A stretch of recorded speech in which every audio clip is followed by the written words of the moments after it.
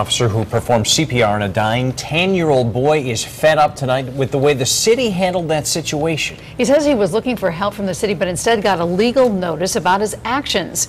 News 8's Bob Wilson spoke to the officer. He's on the scene in New Britain. A New Britain officer in the line of duty trying to save a life, something you'd normally get an award for, but tonight he's being slapped down by the city. Officer Frank Barbagiovanni got a call to a non-responsive 10-year-old last November. When he gets on scene, a mother, child in arms, is rushing at him. She runs up to him and says, "Save him, save him, save him." Takes the child, throws the child at me. So now I have the child in my hand.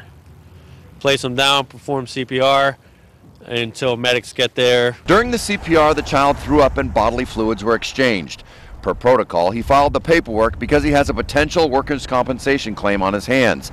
But he says right now he's not looking for money. He just wants protection for the future in case he gets sick. And then I got a rejection letter saying that they're not going to cover it. Nothing. What does it say? Line number 3 states that there is no injury condition as a result of being exposed to bodily fluids of a person. I had a blood test and I had another one coming up, so I don't know how they figured that out. The head of the police union says he can't believe the city is not standing behind their officers. They hold lives in their hands. In this case, he literally held a life in his hand.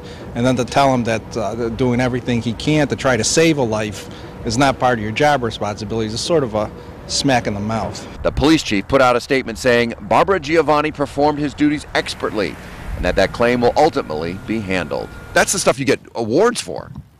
Yeah, well, and now instead of an award, I got to do all this just to get covered and make sure me and my wife are going to be okay in the future, God forbid something happens. Now, the officers say that the city does plan on getting back to them with a clearer form to outline everything, so that way if something happens in the future, he will be covered.